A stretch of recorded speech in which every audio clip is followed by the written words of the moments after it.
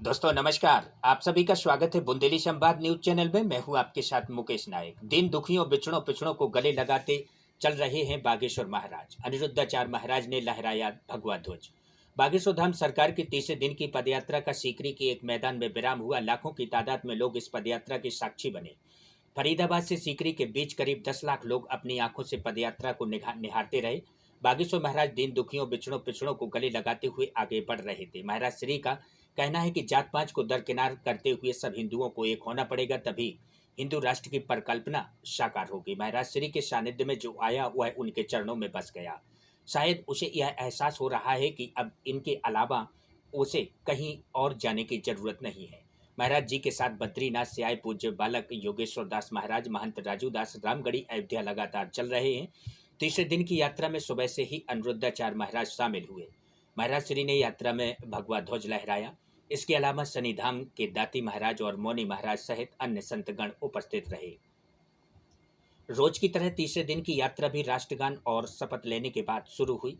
यात्रा जैसे ही आगे बढ़ी वैसे ही महाराज श्री ने धीरे धीरे लोगों को आशीर्वाद देने बुलाने लगे। जैसे ही महाराज श्री का इशारा मिल जाता उसे लगता शायद उसकी कोई लॉटरी लग गई हो। उछलकर महाराज जी तक आने वाले सनातनी आशीर्वाद लेने के साथ ही सेल्फी अवश्य ले रहे हैं। बागेश्वर महाराज इस यात्रा के माध्यम से दीन दुखियों और खुद को पिछड़ा बिछड़ा कहने वाले लोगों से मिलने और उन्हें जानने निकले हैं। महाराज श्री सभी सनातनियों को ऐसे दुलारते हैं जैसे उनका अपना कोई बेटा क्यों ना हो। आशा भरी निगाहों के साथ आने वाले लोग महाराज के सानिध्य में आकर खुद को धन्यवाद देते हैं। तीसरे दिन लाखों की संख्या में सनातनी न केवल पैदल यात्रा में शामिल हुए बल्कि यात्रा के साक्षी भी बने। हाथ पैर नहीं मगर हौसले बुलंद हैं। यात्रा में ऐसे भी यात्री देखने को मिलते हैं जिनके या तो एक हाथ नहीं है या एक पैर नहीं है। ऐसे दिव्यांग अपने हौसलों के बल पर यात्रा में साथ चल रहे हैं। यह दिव्यांग लोगों को प्रेरणा देते हैं कि जिसे भगवान का दिया हुआ पूर्ण शरीर मिला है फिर भी वह सनातन के लिए वह घर से निकलने में पीछे दिखाई देता है। बुलंदशहर के रहने वाले मान सिंह लोगों को प्रेरणा देते हुए 20 साल पहले दुर्घटना में पांव गंवाने के बाद भी वह महाराज श्री की हर पदयात्रा में आते हैं। एक अन्य 60 वर्षीय वृद्ध चतुर्भुज दाएं पैर से दिव्यांग है मगर वह यात्रा में शामिल होने के आतुर है। एक झलक पाने की ललक में युवक महाराज श्री ने बुलाकर भेंट की।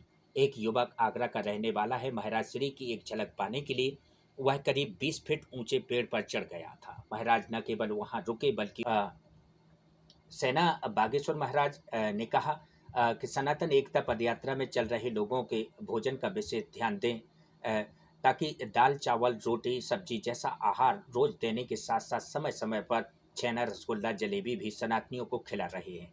दूसरे दिन भी दोपहर का भोजन में छेना रसगुल्ला वितरित किए गए तो शाम के भोजन में खोवा से बनी जलेबी और लोगों को खाने को उपलब्ध कराई गई। 20 कुंटल से अधिक खोया जबलपुर से मंगवाया गया और इनको बनाने वाले कारीगर भी जबलपुर के ही हैं। 51 बुलडोजर से पदयात्रा में हुई पुष्प वर्षा। जैसे ही तीसरे दिन की यात्रा आगे बढ़ी वैसे ही कुछ दूर के बाद 51 जेसीबी ने सनातनियों के ऊपर पुष्प वर्षा की और करीब 500 मीटर तक सिर्फ जेसीबी रखी दिखाई दे रही थी।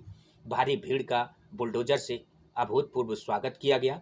रावण ने कहा जय श्री राम, हिंदू राष्ट्र बनना ही होगा। रावण की पोशाक पहनकर यात्रा में शामिल हुआ एक युवक जय श्री राम के नारे लगाता देखा गया। युवक ने महाराज श्री का आशीर्वाद लिया और कहा कि बिना राम राज्य के लोगों को कल्याण नहीं है। हिंदू राष्ट्र बनाने से ही देश विश्व गुरु बन सकता है। युवक काफी देर तक यात्रा में चला। महाराज श्री ने भी चुटकी लेते हुए कहा कि जब रावण जय श्री राम बोलने लगे तो समझ लीजिए अब हिंदू राष्ट्र बनाने को कोई नहीं रोक सकता। ग्रामीण क्षेत्रों से ताला लगाकर यात्रा देखने आए लोग। यूं तो शहर से ऐसा लग रहा था जैसे समूचा शहर यात्रा देखने उमड़ रहा हो। मीना नाम की महिला ने बताया कि वह सुबह 10 बजे से बराबर देख रही है लेकिन महाराज श्री के दर्शन नहीं हो सके।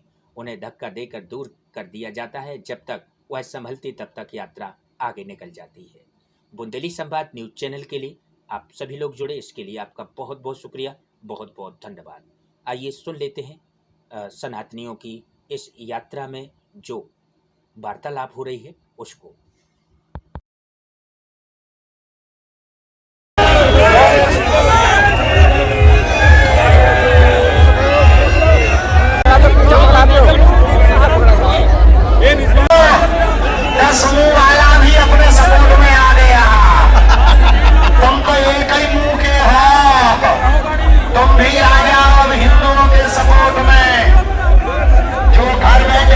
में पछताना ना पड़े।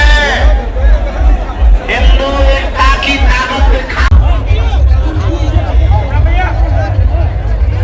और लोग इनके साथ